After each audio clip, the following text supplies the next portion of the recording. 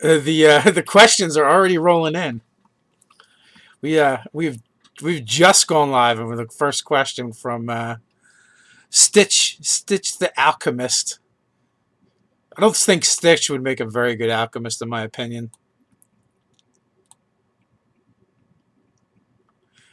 Well,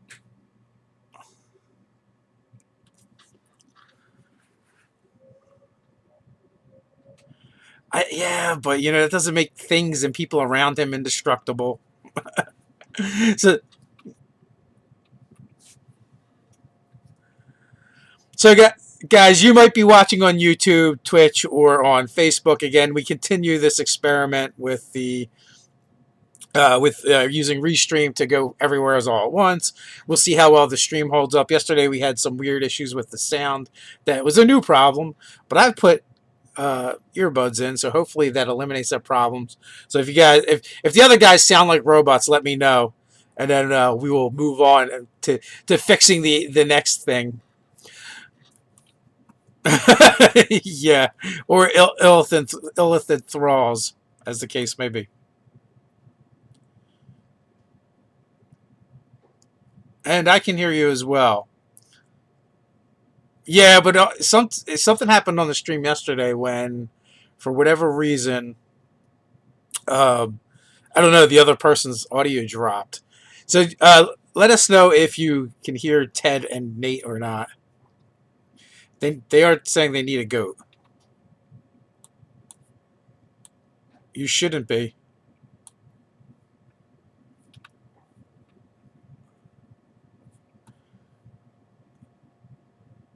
I wonder if that is because of the headphones. It is definitely the issue is definitely going to be on my end. It's not going to be on either of your ends. I can tell you that much for sure. Uh, well, that being said, I am getting audio from you guys, but it does not seem to be getting through to them. So the only solution I know for this problem,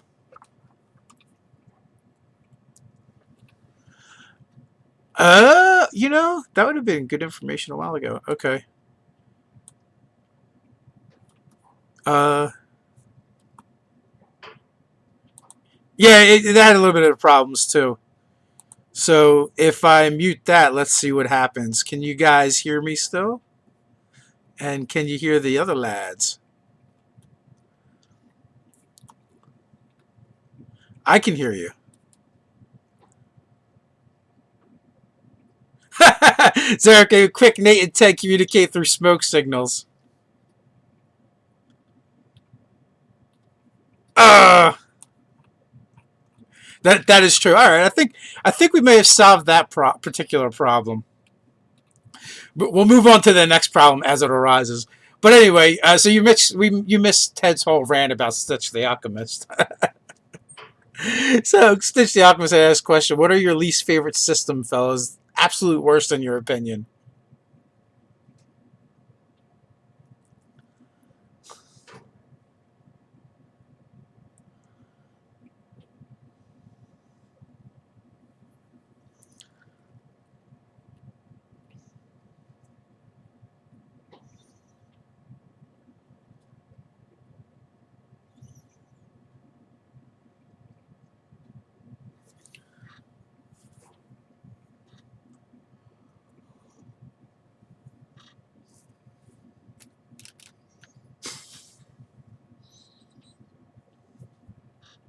But she's a lot of fun.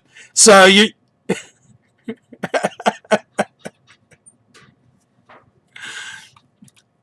yeah, I'm right there with these guys. They would be the systems that I'm like kind of. They have such great lore and some good ideas, but they're just outdated at this point.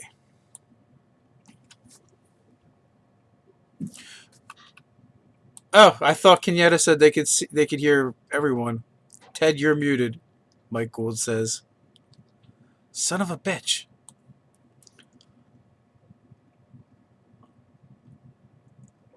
Alrighty then. So I only know one solution to this. No, no, I don't even think that would be a solution. Here, you guys try and talk.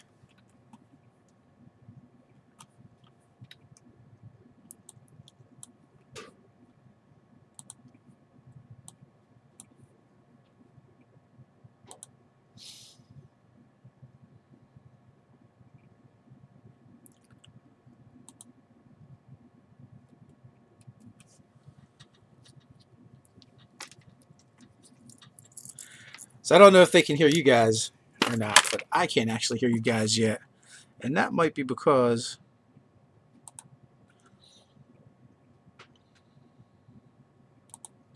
Oh, there you go. I got you guys back. So the question will be, can they hear you now?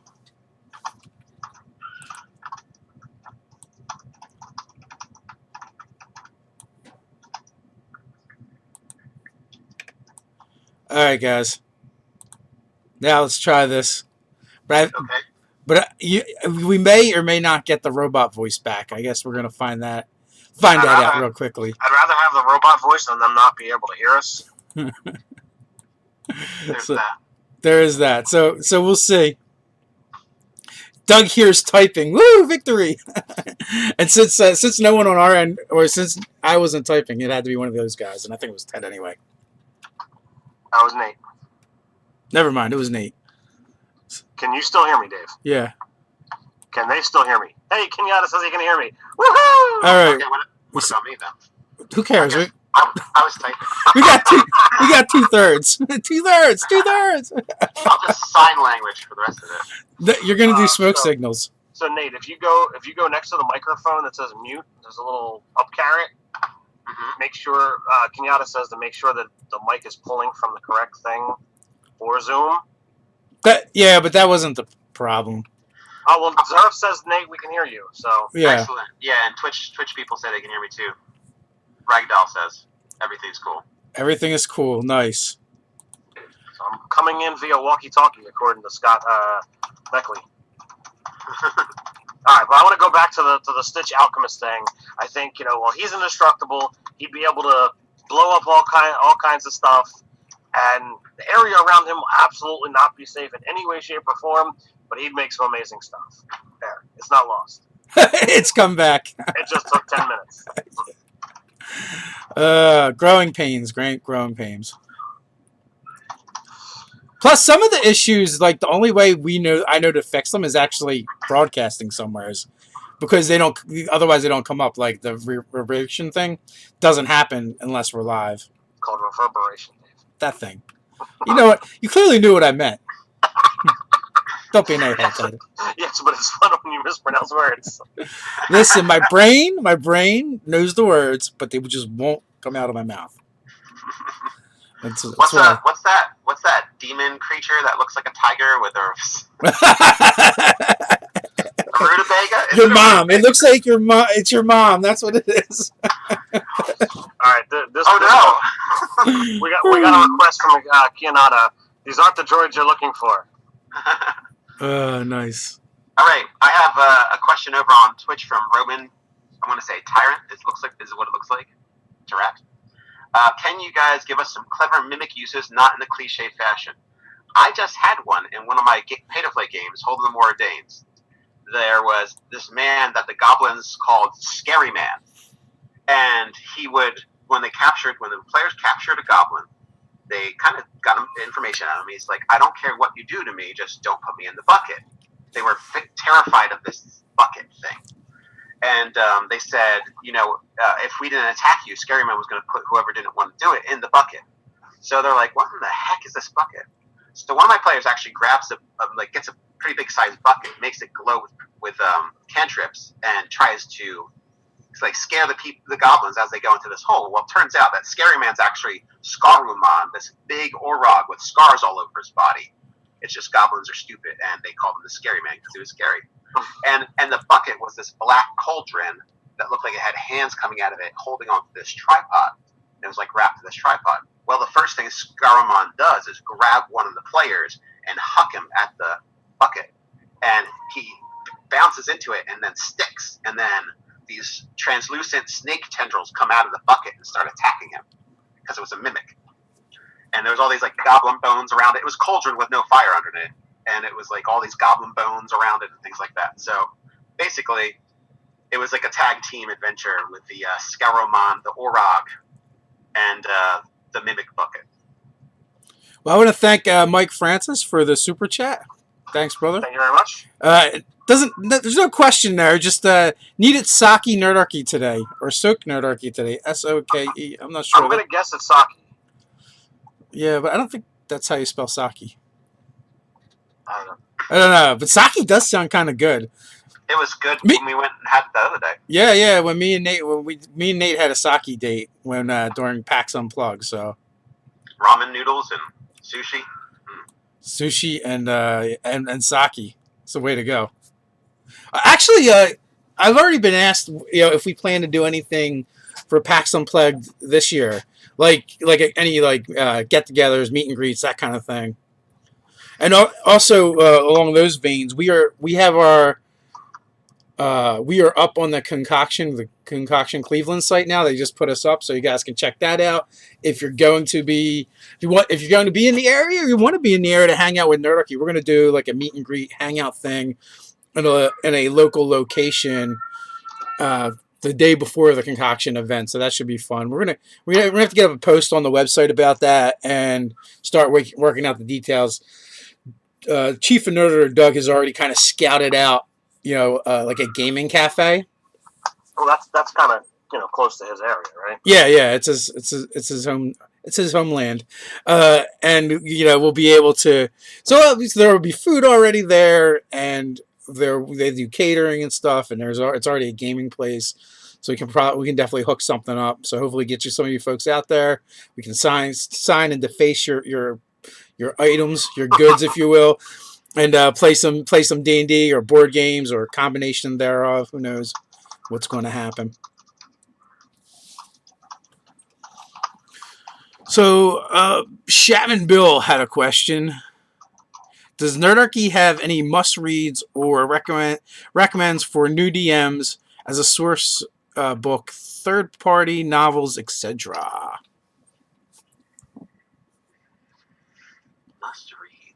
I feel like everything gets used and recycled that I enjoy. But like Last of the Renshai, I think that was really influential on our earlier D&D games. Obviously a lot of the R.A. Salvatore stuff, Dragonlance stuff, Dragon Realms from Richard Knack. Who we recently had on the channel. Who we have recently had on the channel. There's also, we talk about Dresden Files and Butcher often as well. And, at this point, I've read so many books. I couldn't even tell you how much of it kind of bleeds into my gaming. So really what I would say is if you're looking to do a certain style game, like for instance, hey, I want to do a game with a bunch of airships and that kind of stuff, well, Butcher's, Aeronauts Windless would be a good thing to read about. Go into Eberron and read some of the books that are there that get into airship travel and that. If you're looking for the ye old basic fantasy, any of the Greyhawk or Forgotten Realm stuff is going to be good source material because it's going to talk to you about the foundations of D&D's campaign settings. You want to do something that's off the beaten path like a Dark Sun, well, go check out those things. So those 13 books are phenomenal, and you get to essentially play through or read through the history of that world, especially with that initial quintet. So.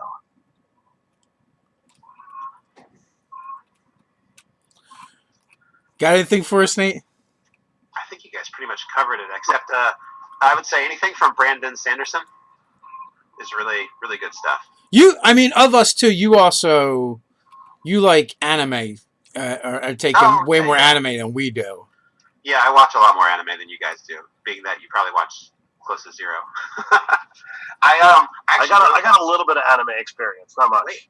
Way back in the day when Nerdarchy first started, I wrote several articles talking about the top 10 anime for using magical item ideas from it, and the top 10 anime for settings for fantasy sci-fi look. So, and I skipped a lot of the things like Evangelion and stuff like that, or I might have included it. I don't remember.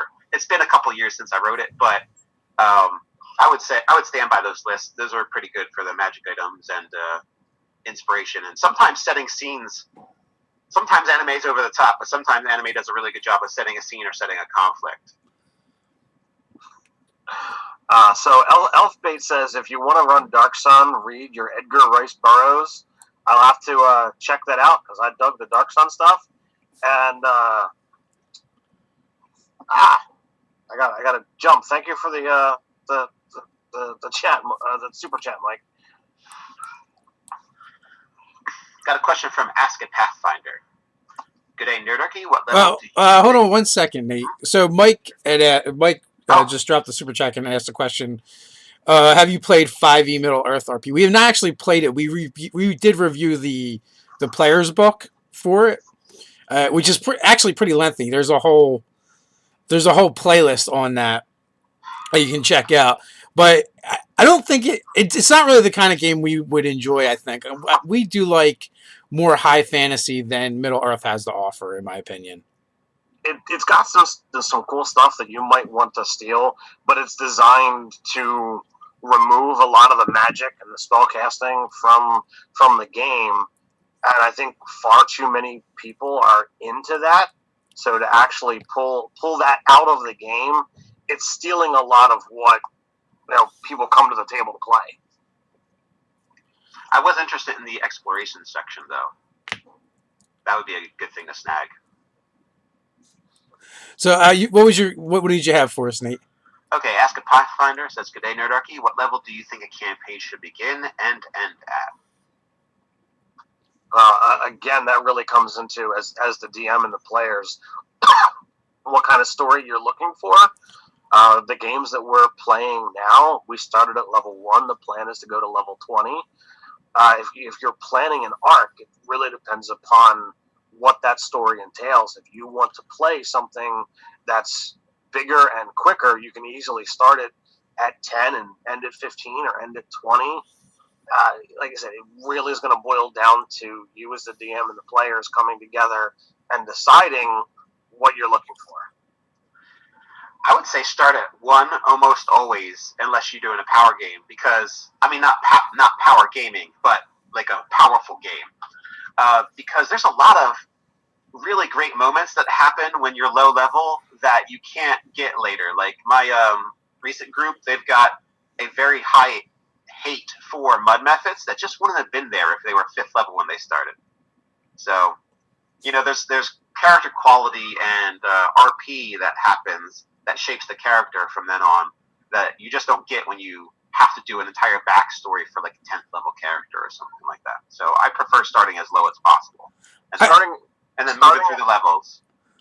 Starting at 10 can be rough. There's an argument to be had about starting at 3rd level. This way everybody has got their subclasses. If you're playing a single class character, it really opens up. Okay, now I'm really what I'm supposed to be. Some say that 1st and 2nd level, they're really nothing more than apprenticeship levels. So getting through all of that, it gets you to your archetype or subclass and allows you to avoid the areas of easy death because of bad or lucky dice rolls, depending upon how you want, what side of the table you're looking at. So once you get to 3rd level, you're past that really danger zone from, I fought a half orc and he happened to crit. Or I fought an orc and he happened to crit and roll really well on those d12s. Well, that wizard's dead. Although a crit from an orc for a 3rd level wizard could still do it. It's just a little tougher. No, Ted basically just stole my answer. That's what I would say. Third is everyone is their archetype, so that's a good place to start if you go, if you're not using multi classes, and also I guess also if you're playing in a game as a GM, that might be a good restriction as well as you can't multi class until after 3rd level, almost so that you have to ground your character in one path at least first. I can see that being a big deal if you're going to do starting at 3rd. So that everyone has at least an archetype. Yeah. Unless of course you're going to be a wizard or a cleric or. So So we got a question from Ferencel that the answer I think is gonna be a little disappointing. Says, can we publish some sort of unofficial PDF rule addendum for Spelljammer 5e, like with all the stuff you use in your campaign? You got enough? You got enough stuff there to publish, Dave? No. I do not. Could we? The truth of the matter is, yes, we could. But there's actually other games out there, like Hyperlanes and Esper Genesis. They've kind of done a bit of this. They've added, and also Harbinger, which you might be able to sign up for the playtest for. Anyway, we had another super chat come in from Fantasy Ground College. Hey, thanks. We really appreciate it.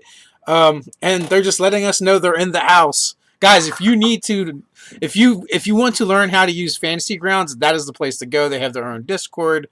I don't remember if they have a website or not, but those guys are aggressively helpful. If you go over there and you have any problems with that virtual tabletop at all, they will help you out, and they are all volunteers. They're pretty awesome that way. Aggressively helpful, like, I'm gonna help you. Yes, aggressively. Like They contact you to help you. Yes. They may grab you with a white panel van and force some help on you. You're gonna get helped. We had a question. They were really cool when we had them on the show. So and they came they came on the show like a barbarian horde, I believe.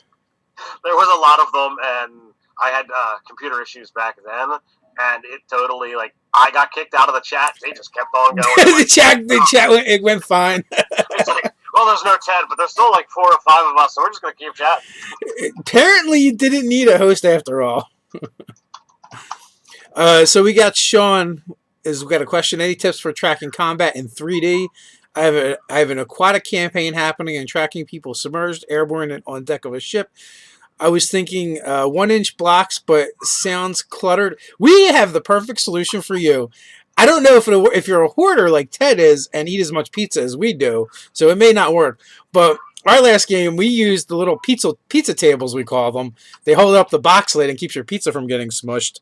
And Ted just doesn't throw things away, so he has them all. So he's got millions. I don't have them all. I saved them for like a year. And so the last time we played, we would use them and we just stacked them on top of each other, and every table would be 10 feet. And that's just because it wound up working. I think you could do a 5-foot system if people were really not caring about the 10 E's. But yeah, worked out really well for us. We've also done. We've also used like the Check Six clear dice boxes in the past for flying as well. So things like that. Your 1-inch blocks would work fine as well. Yeah, the pizza tables, as we called them, they worked well because like you could get a mini underneath of it if need be. So you could technically be flying over somebody else, whereas like your chest Six boxes don't always give you that option. Your blocks, you certainly don't. Yeah. So question from Discord from Cody. I don't know what the first part means, but blind PCs give them blind sense. Oh, okay. He's pulling this one from Discord. I guess maybe it's a conversation they're having over there. Blind PCs give them blind sense. Question: how would you do it, or would you? So, like, some ideas are way cooler in novels and books than they are in tabletop RPGs. Someone literally just asked this the other day in an email, and I just didn't have my stuff in front of me because I was just going to look at it. And, you know, really, literally, just look at the blind condition. What does that actually mean? And that's what you're going to have to deal with all the time. I just, like you said, it's great conceptually for novels, TV shows, and movies. For when there's, okay, well, I'm technically blind, but I have plot armor. Plot armor, and I've got this super sense that allows me to do something else, like a Daredevil. But right. To actually pull that into a tabletop RPG, it just doesn't translate as well. I actually had a character in my game who had lost an eye. We wound up finding the robe of eyes, and he's like, dude, this is totally mine. He then carved out his other eye, blinding himself, and then now it's like, okay, well, if you take the robe off, you're blind. It's just not good. Yeah, and like even like if you even look at the first part of that question, you're really like asking how can I play a blind character without the disadvantage of being blind? All right, should I give them blind sense? So it just doesn't really work very well. And then if you're going to do that, like what do you like you're trying to replace it. And if you did give them blind sense, it would still be probably a limited range. So beyond beyond whatever that range is, whether it's 10 feet, 15 feet, 30 feet, they would have the blind condition. So and then blind sense. Apparently, I think I just saw something. I don't think blind sense. Blind sense is kind of weird because I just saw a sage advice on it, where or a sage advice was being quoted on it, and I always thought that kind of like negated things like sneak, but apparently it doesn't. It just means you don't use vision to see. You don't need to use vision to see. Right. It negates the advantage for being hidden. No, it doesn't. Like Huh? if someone makes a sneak check, like as long as they use a stealth, and they still have to beat the stealth check. Good to know. Yeah, yeah. So I've totally been doing that wrong. It's okay because I mainly only just screw over the gobblers anyway. Nobody cares about that. So I've probably messed up Ryan's character in my game, so I'll have to make sure that's good to go from here. Yeah. Now I think where that would vary though is like tremor sense. Tremor sense would still be triggered as long as they're on the ground. So there's some food for thought. Duel So 810. A very experienced DM is coming to play at my table. We are all pretty noobish, including me, and I'm pretty intimidated DMing for a guy who knows a lot more than me. Any advice? DMing for someone with more experience, you just kind of have to go into it, and you can use that person as feedback. Okay, how can I improve? How can I get better? I know it was a little intimidating when I started running for Dave, who had been DM for us for years, and a lot of years of experience behind the screen that I didn't have. Now that's a trial by fire. Well, yeah, asking you for advice back in the early days, that was pretty rough. What was that like? I don't remember. What kind of advice did I give you? I mean, Yeah, it was the 80s. Never mind. Do not repeat what I told you. it was more like the 90s because the 80s I wasn't playing yet. But it was it was a bit rough. Like there were times where like you would tease and just be like, all right, no, you suck. You would never say give it up because you wanted to play and you weren't going to kick anybody out of the chair. So for a GM who wants time playing, they're going to actually give advice and say, okay, well, did you think about this? Did you try that? So you gave me some advice, but you were never saying, forget this, out of the chair you go. So you're bad, Ted, but you're all I've got. You weren't psycho. You weren't psycho. I didn't have any problems with his adventure at all. I didn't say the PCC, so. Yeah, yeah. Oh, yeah, no, it wasn't Psycho. It was that other guy. We literally kicked out of the chair in the middle of the session. I was mad. I wasn't going to say his name, but yeah, you can call him out if you want. we were jerks. It was bad, but we were jerks. That would have been a session that that would have been a campaign that would have really benefited from a session 0. Oh yeah, definitely. Fantasy Ground College wants to know what is the proper format or submittal process for show ideas for Nerdarchy. Nerdarchy@gmail.com is the best way. Like someone just asked me the other day, like, can I submit questions and GM91s here at Facebook? I'm like, you can, but your chances of it getting lost are much greater. If you send it over to our Gmail account, we're more likely to get to it. We're more likely to see it. No guarantee we're going to do every suggestion that comes in or every GM91 that comes in. But at least there we kind of get them, put them in a folder. If we can get to them in a timely fashion, we do. Or if it's something that's not really time dependent, then there's a good possibility we'll get to it at some point or another. So we got a question from Paul Jamal. I'm gonna guess that's how you pronounce it. Paul Jamal, man. Ted, when you practice sword fighting, did you do any grappling or ringing? And if so, how do you feel about the grappling rules of 5e? We did very little grappling because it's dangerous to get cross guards into the gullet with the little bit of padding that we wore. I wouldn't really call it armor. It was more like slow mo, or this is what you could do. My one friend and his son, who was approaching adulthood, um, them being related, they went full force and did all kinds of crazy stuff. So I got to see some of it, and there is definitely rules to, or it's definitely what I saw denotes that you can use strength or dex within grappling. I think grappling in real life versus the easy system that is actually going on within 5e, it's rough, but the only way to do more would be to complicate it, and 5e is not about that. So I'm happy with what's there to streamline the process. Yeah, it's never going to be a direct translation over. It just isn't going to work that way. John of one, I did not see your Indiana Jones question. I'm kind of jumping around a little bit. Roman Tyrant over on Twitch. Will Nerdarchy be going to Emerald City? Nerdarchy won't, but some of our writers will be. Nubs is going to be there, and is it Asa? I believe so. They've been talking about it at least. And I think there's also a rumor that Nubs has an extra pass that he wants to give away. That is the information that has been told to me. It is a full weekend pass, and he wants Nerdarchy to do a giveaway for it.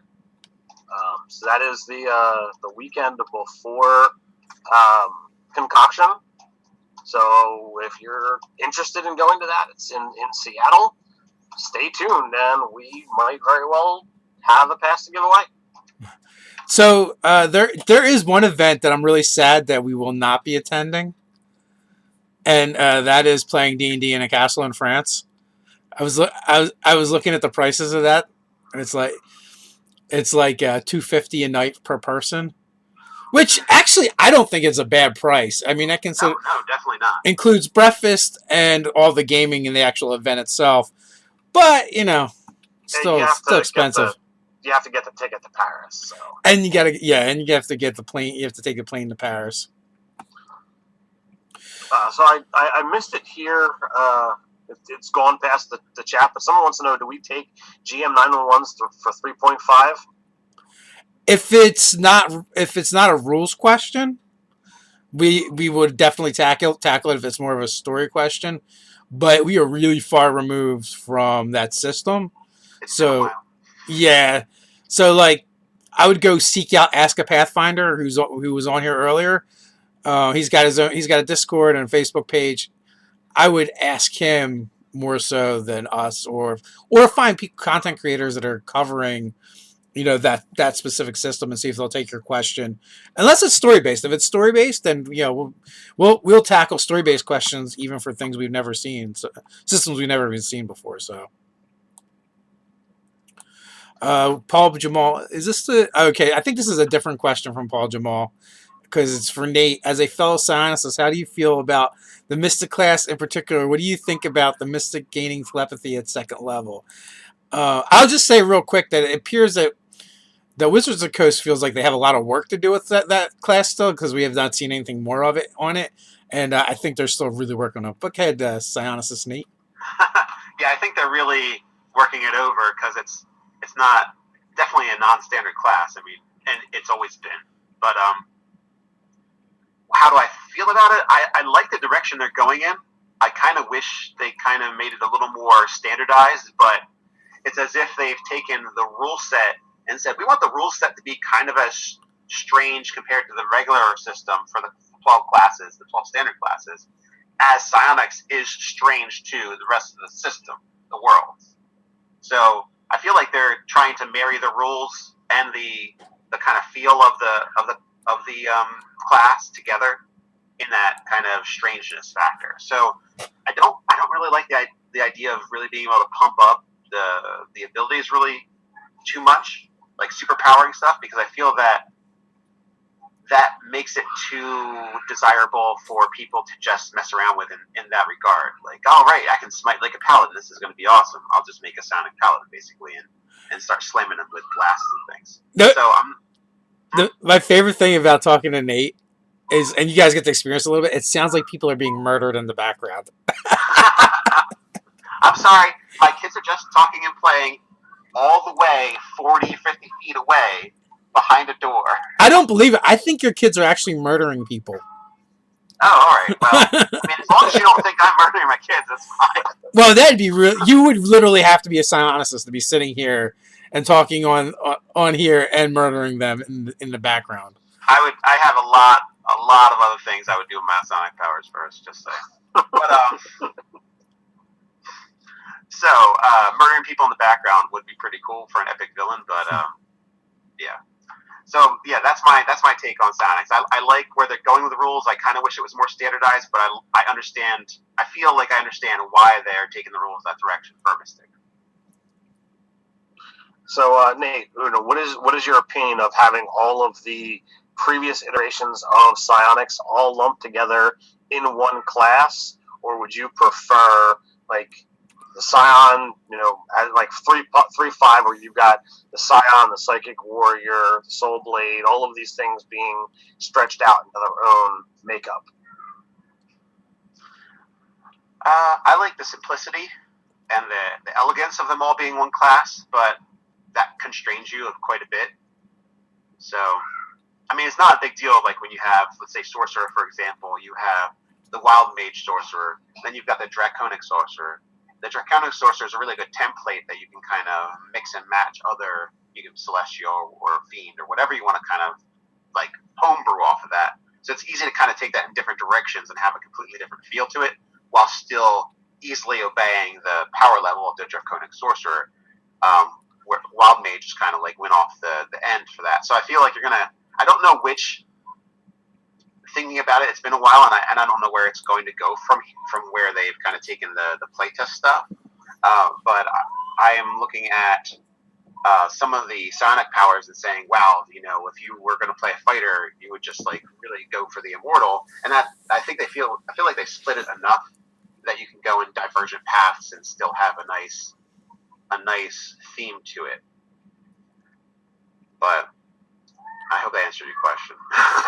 I like it. All right, so Gary Smith, Sonics versus Children. Power word, sit down and shut up. Yeah, but they eventually built up first resistance and then immunities to that. Yeah, that's why I had to activate Eldest Brother. He's currently wrangling the other ones.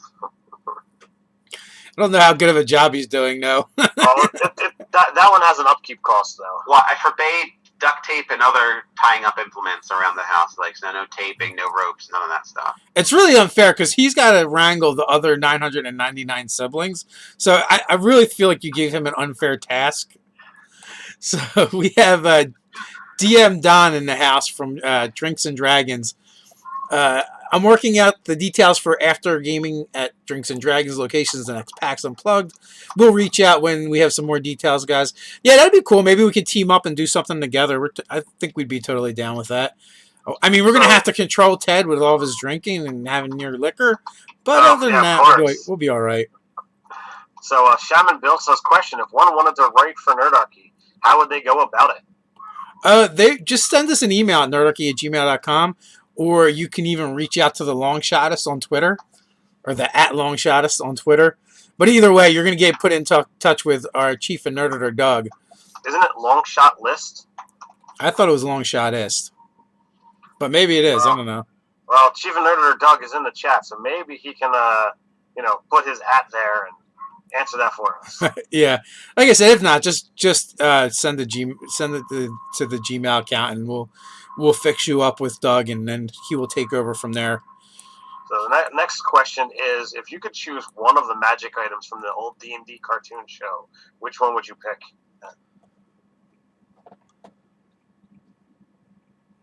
Well, what was it, Eric? Was Eric the Ranger? Because he was like... What's that? I thought Eric was the Paladin. Oh, the Cavalier. Like, no one wants that guy. The problem is most of them aren't really competent. Like, the Wizard sucked. The Shield of the Rogue had a lot of issues. And and then kind of like, and then Bobby the Barbarian is like 6. Yeah, so like it led the thief acrobat, which I don't remember her name, and the archer character, the ranger. Well, wasn't the Well, was it? cloak It of wasn't. invisibility? It was, but she wasn't really a very competent Well, rogue. yeah, that's Well, okay. they were all kids. The question is, if you could have one of the magic items. The magic. Oh, Something like cast wizard spells and stuff. That's what I want. that so all the magic items were actually really good. It was just the people using them that sucked. Like the club, like created fissures in the ground and knocked people back. Like that was really cool. And the staff would change sizes according to what was needed. And she was always pole vaulting with it. Cloak of invisibility was really cool. The wizard hat, where you can pull magic stuff out of it. It just depends if the hat was defective or the wizard was defective. Would be the thing. Maybe they just all had low stats. I mean, The shield, created like force fields or walls of force, pretty much. And then energy bolts from the bow are pretty cool. It comes down to like how many of those items would actually be useful in the real world, though. Like unless you're going to be a criminal or something. Maybe cloak of invisibility. Your kids wouldn't be able to find you during hide and seek. So I think that'd be pretty awesome. Well, I was thinking, right, if you started up maybe like a concrete company or a masonry company, like, and you had the club, you could like go around and like make fissures in people's driveways. I was thinking, demolition company would probably be a better for that. Well, I guess that you could do that. That would be more legit anyway. You'd be called the Pothole King. Yeah. To show up, I noticed you have all these crevices and fissures in your driveway, your parking lot here. It just so happens, here's my business card. Seems like somebody did quite a number on your driveway. Everyone's driveway in the neighborhood. I give a discount for neighborhood referrals. Yeah. Although, didn't the magician one time pull Tiamat out of his hat? I vaguely recall. That was a very long time ago. Which would just be terrible. Terrible, I tell you. The home renovation TV show starring Nerdarchy and their Club of Demolition. Yeah. Or it could be the start of an anime if she can change into a human form. There you go. Magic hat, Tiamat.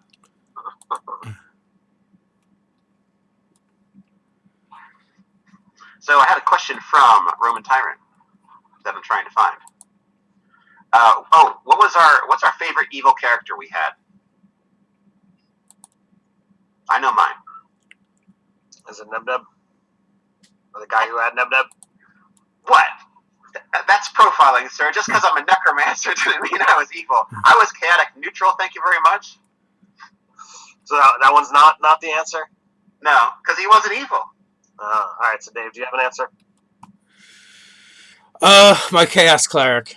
I can't think of any other evil characters I've really played. I mean, I did play like a psychic warrior type character, but that character was just fun because of like the cool weird things you could do with all the psionic feats and stuff and psychic feats.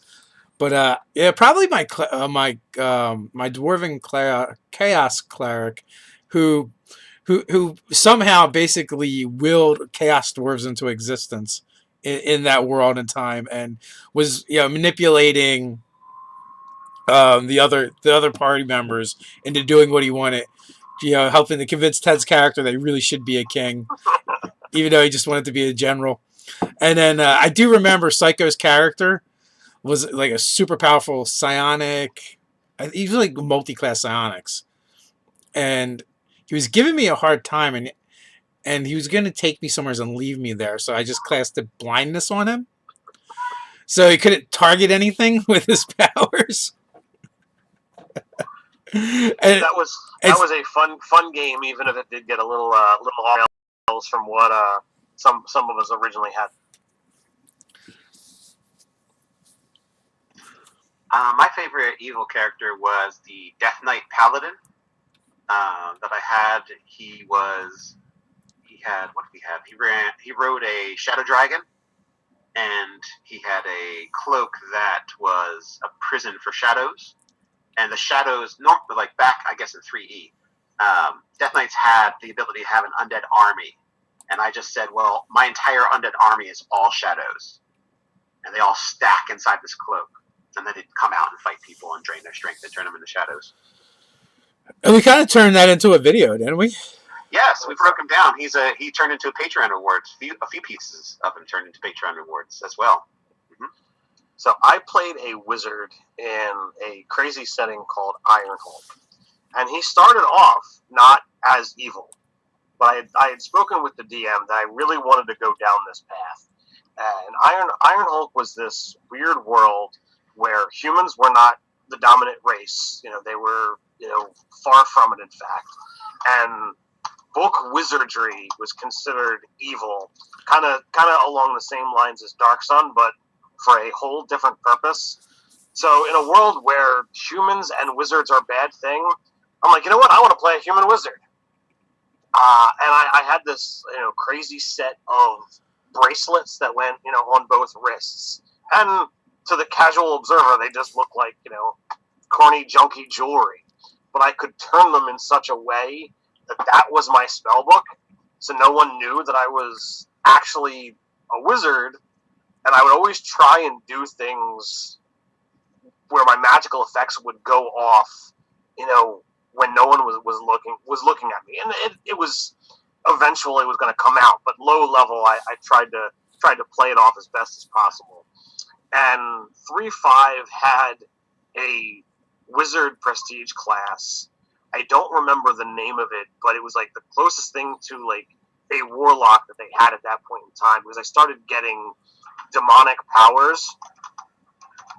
But I wanted the transformation that happened along with it to come out and look like I was affected by some kind of curse.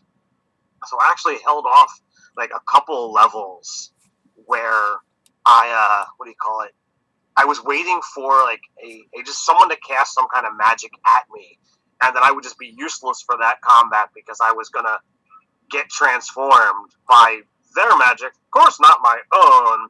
So I was playing off this woe is me angle for this long period of time, and all of it culminated in the end with my demonic side kind of unleashing an army and getting ready to destroy the world, all because of the machinations that I had set up in place. And it was crazy. There was infighting and everything else, and I was kind of at the crux of all of it. So it was just really, really fun.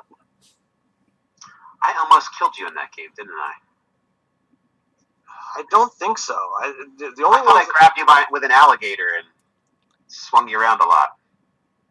You might have. The only combat that I remember that was directed at me from other PCs was when Matt decided to turn on me because of the evil sword, and I wound up having the entire party allied with me, so it wound up.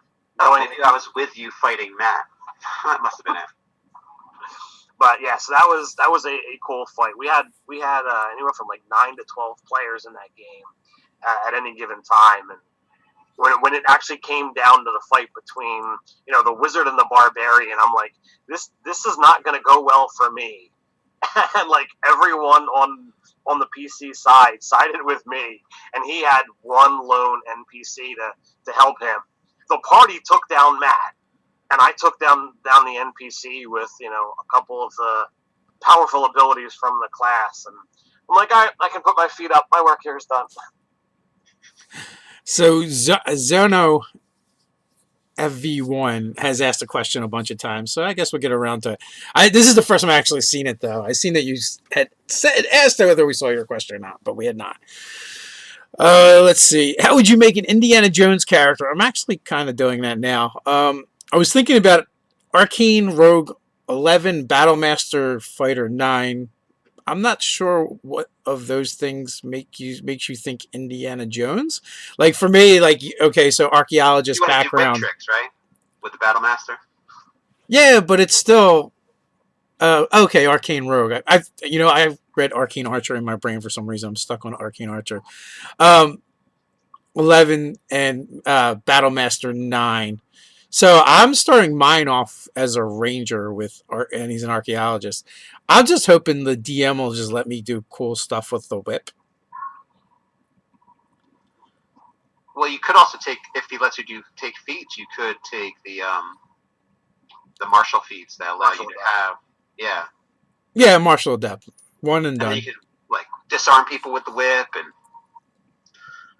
yeah, Battle Master works really good for that. But like, so it was like a thing. So that's like when you get into books and movies and stuff like that. Like they don't always translate really well.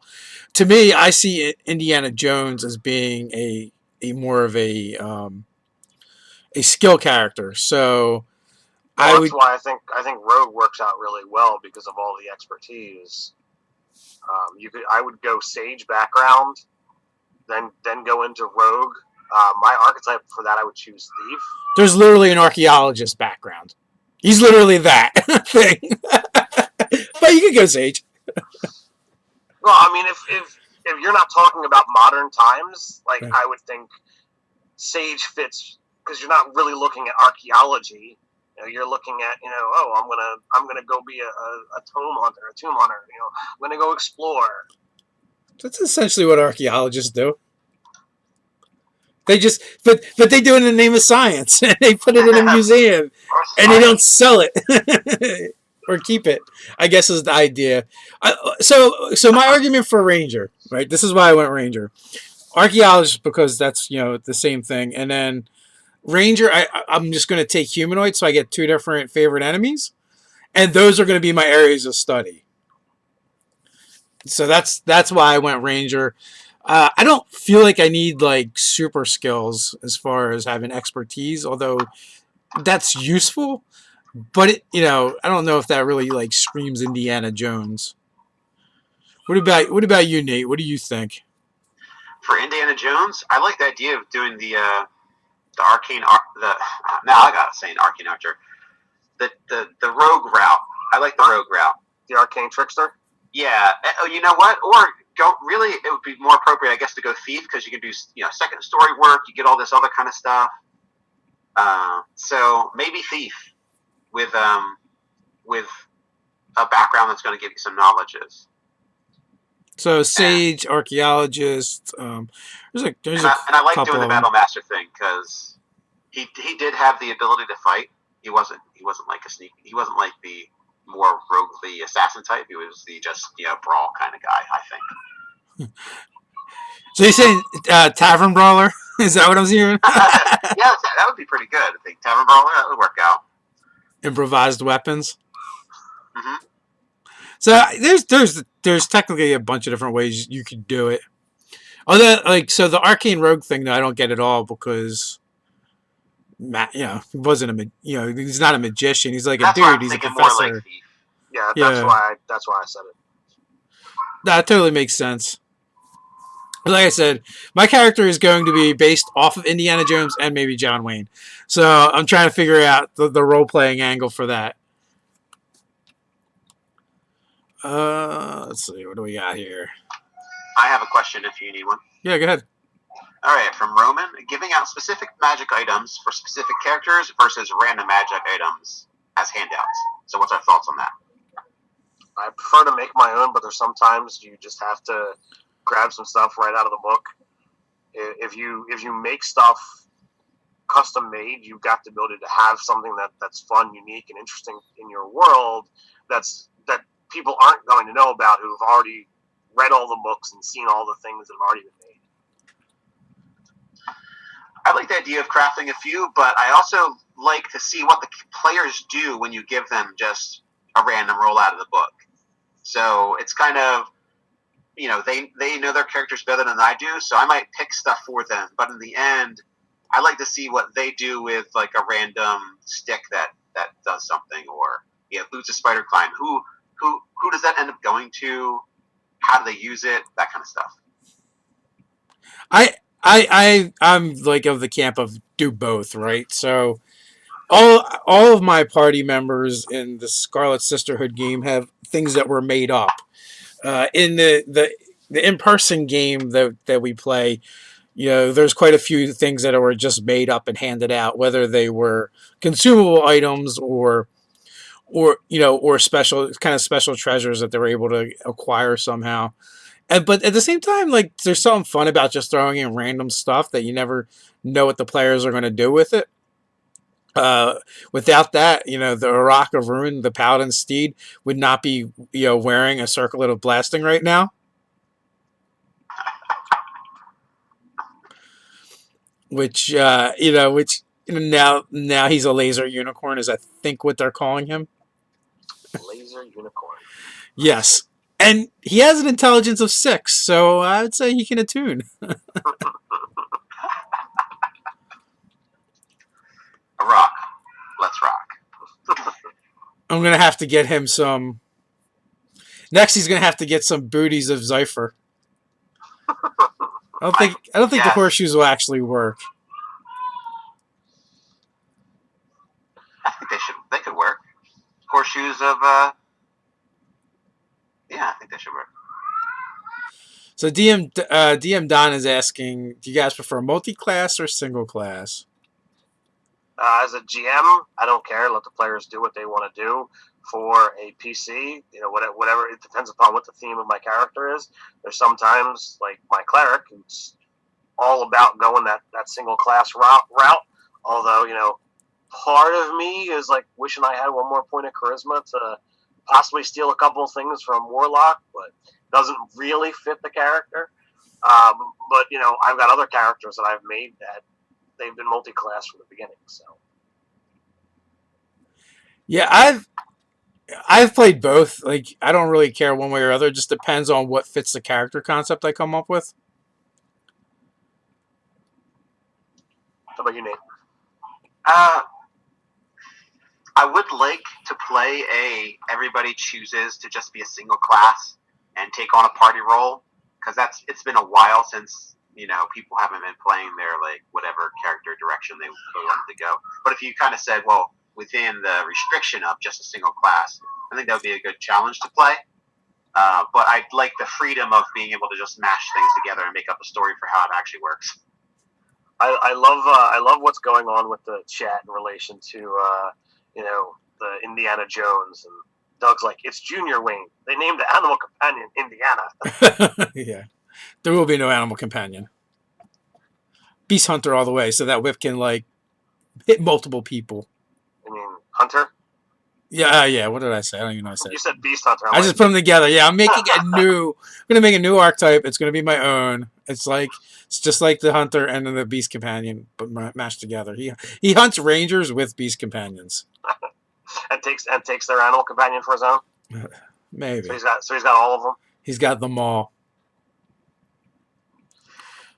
So another multi-class question, I believe here from Jonathan.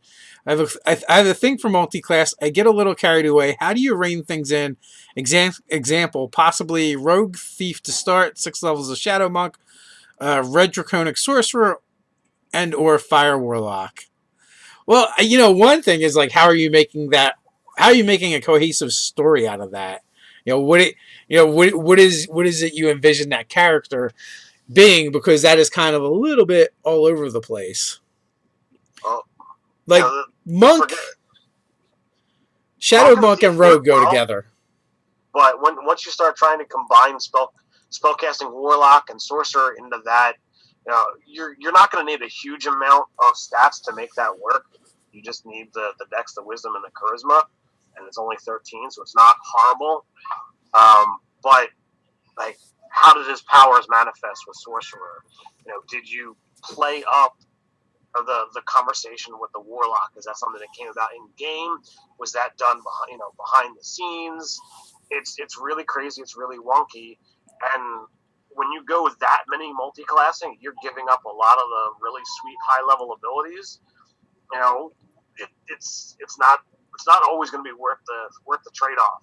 I'd much rather stick to 2 topping out of 3, but 4, not good.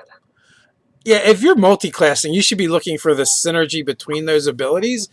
And when you just keep stacking on classes, you're just going to dilute that. You're going to get far less of that to work with. I agree. The only exception is 2 levels of fighter. So you can never go wrong with 2 levels of fighter.